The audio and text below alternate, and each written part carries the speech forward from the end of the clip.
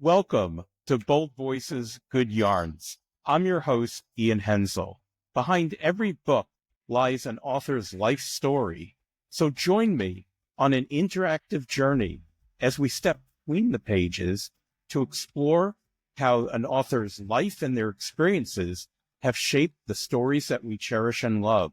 So sit back, relax, grab a cup of joe or a cocktail, and join me as we step between the pages. Welcome, everyone. I'm Ian Henzel, and thank you for joining us today on Bold Voices, Good Yarns. And today we are going to be diving between the pages with Sandra Butler, who has a new memoir out, Leaving Home at 83. Welcome, Sandra. Thank you. Hi. Hi. So something that's a little bit different about you than some of our other guests that we've had is, how old are you now, Sandra? 86. So you're 86. And what year were you born? 1938. 1938. So that's pre-World War II, which is a bit different from some of our other guests who were born in maybe the late 40s, the 50s, 60s, 70s, 80s, 90s, and dare I say 2000s. So the world you grew up in is very different from the world we live in today, or that even somebody growing up like myself in the 50s. Do you share a bit about how your childhood and your upbringing influenced your worldview? Well, sure. My childhood and my upbringing influenced not only my worldview, but more importantly, I think my relationship to language, to words. I grew up in a emotionally autistic family. There was no conversation. The first time and my favorite times to listen to conversation were the soap operas, where people talked to each other, told each other what their days were like. Kids talked to each other. Grown-ups were interested in kids. There was none of that in my family. And silence was ominous and dangerous. And I immersed myself as soon as I got my first library card in words because I was hungry for words.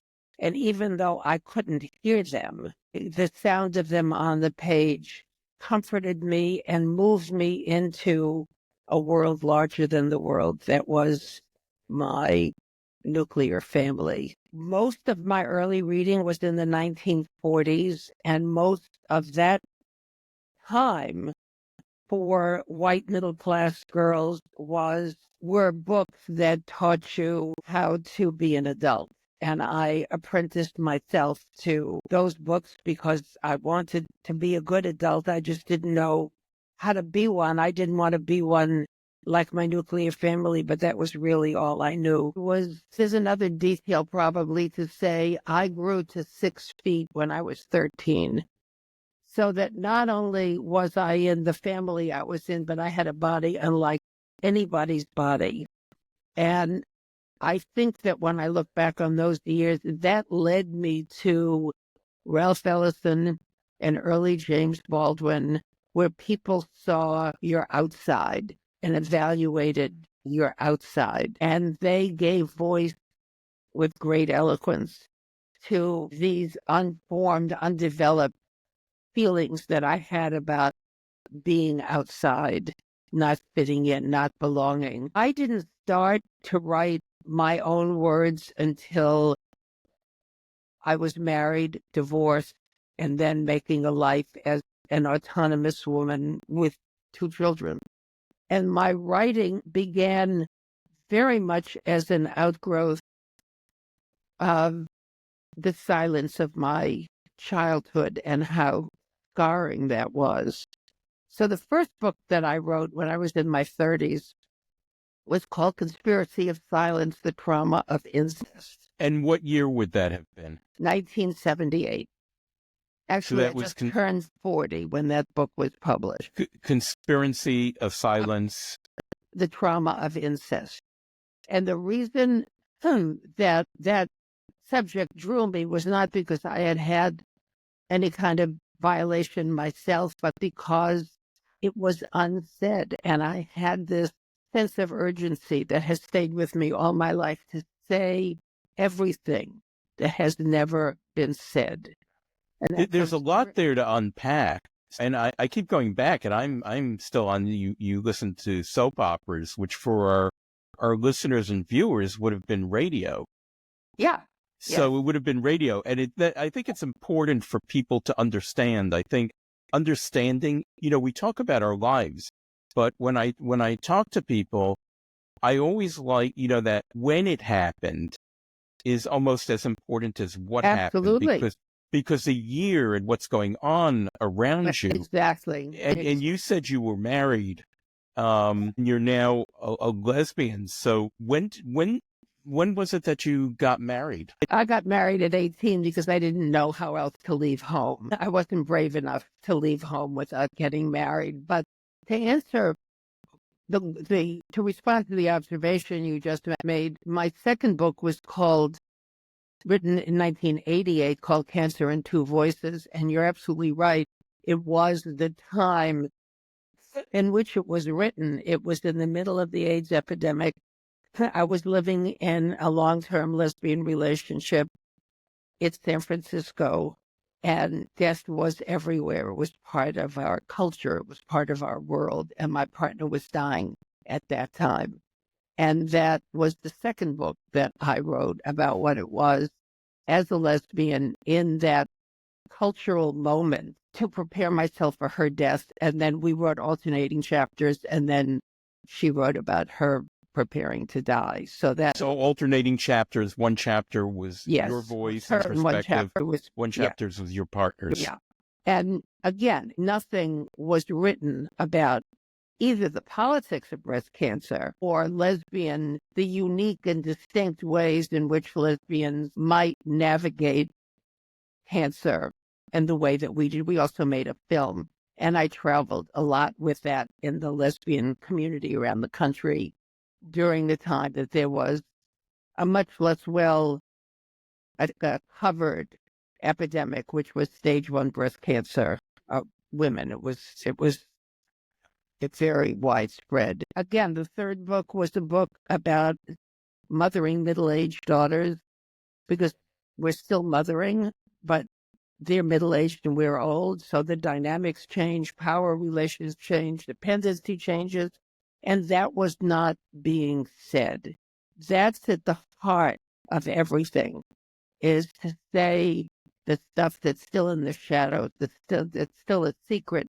That's why I like to be introduced as old. That's my identity. I am old, I am Jewish, and I am queer. I've been many things in my life, but at this time in my life, that's the heart of who I am. The last 2 books I've written in my own voice as an old woman, particularly leaving home, has found its place with Rattling Good Yarns, because it's about the stories, the voices that need to be told, the words that need to be said, the words I hungered for as a little girl. Many of our guests write fiction, and from all the books you're describing, you write nonfiction, and you write about your life, you write about things. And you were just saying in the silence that, so do you feel that your early years and growing up, and you were married, you got married to move out of the house, that this whole being quiet, that you write nonfiction to get to fight against silence? Absolutely. Absolutely. I don't know that I would use the word fight against so much as inviting people to their own stories, to the words that they haven't yet been able to say. Much of my life was spent in the violence against movement years, and then politics of women's health care. And there's so much that women are unable to say. There are so many words that are caught in their throat that would release so much for them if they could say it. So I think about my writing as an invitation to their own silences. Did that inspire you to write Leaving Home at 83? which is a memoir about your leaving the San Francisco Bay Area, moving into senior living in Phoenix, giving up. You still had autonomy, but giving up a level of autonomy. Right. But we're always coming out. And that whole new environment where you were coming out as Jewish again, coming out as lesbian. Why did you write Leaving Home at 83? Why did I write it? I wrote it because while it's a Sandy story, it's also a much larger story about old women navigating increasing dependency, trying to hold on to autonomy, recalibrating relationships with the people who are going to take them through to the end of their lives in ways that are honest and clear. So my story is a very particular autobiographical example of that dread thing that old people always have, which is not wanting to become a burden on your kids, making decisions hopefully to avoid that. And of course, there is no avoiding that. And how do you age honestly, respectfully, mutually, collaboratively? And this book chronicles all the mistakes that I made until I was able. It's a book about mistakes, absolutely. And I emerged from the book understanding myself and my relationship with my daughters much more deeply and much more clearly, and things that needed to get said that we all need to say as we're aging and as the vessel or the mind is becoming more vulnerable. There are words that need to be said. And I see that as not inspiration, more as my mission. All my books. Well, there's so much written for younger people. Mm-hmm. There are all these things about, we tend to focus, and especially in the queer community, the LGBT community, Mm-hmm. there's an invisibility of seniors. Mm-hmm. And there's all these support materials for coming out and getting started. Yep. But there's really nothing out there and it's not like, you turn a certain age and I know exactly what it's like to be 86. There are no handbooks out there. No. And there is a lack of material about, being gay and gray. Yep. Out there, because our focus is so much on the young. Do you see ageism in the queer community? Well, thank you for saying that word, because I remember when I was living in the Castro, where I lived for a dozen years, in my 40s, there were two places in the Castro called wrinkle rooms. And those were the bars that gay men over 40 were I remember that relegated when I to. came out, wrinkle rooms. And so I think that it's fair to say that we have internalized the ageism of the dominant culture in our community. It's in the air, it's in the culture, it's everywhere. Why would it not be internalized in the ways that women internalize sexism? It's where do you put your attention and your focus? And why is that where your attention and focus is? So absolutely, it's an ageism in our community. And I am now living in Tucson, Arizona, that has begun by, as so many of our institutions have been begun by, a lesbian called Senior Pride. And it's a community for LGBTQ elders. And it's cultural, it's medical, it's resources, it's support services, it's community. And I have what most old LGBT people don't have unless they live in a reasonably urban environment where there are communities. So it's political work that's ahead of the next generation to do, and it may not happen until they're in their own aging. Well, Sandra, we've got so much here, and probably material for another podcast.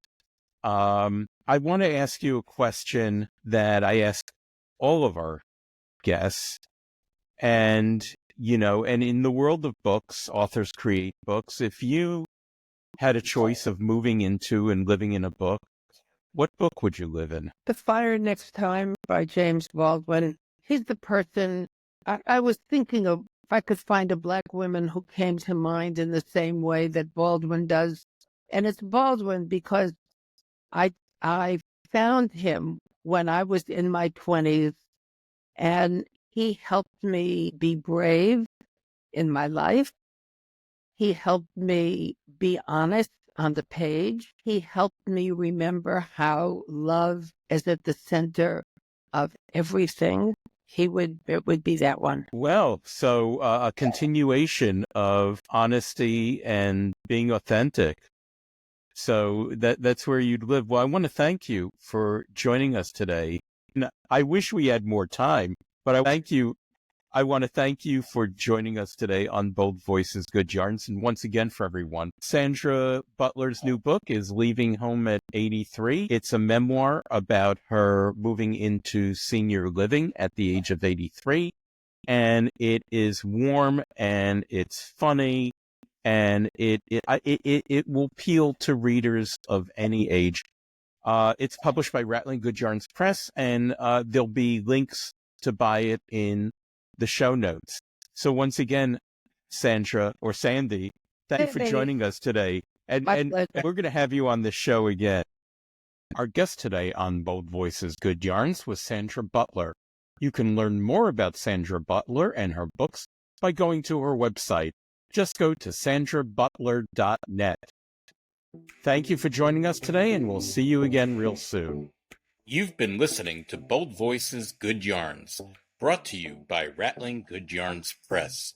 Subscribe to our channels on Spotify and YouTube, and follow us on social media. Search for Rattling Good Yarns Press. Also, visit our website at rattlinggoodyarns.com, where you can find great reads and interesting articles about the world of books. See you soon!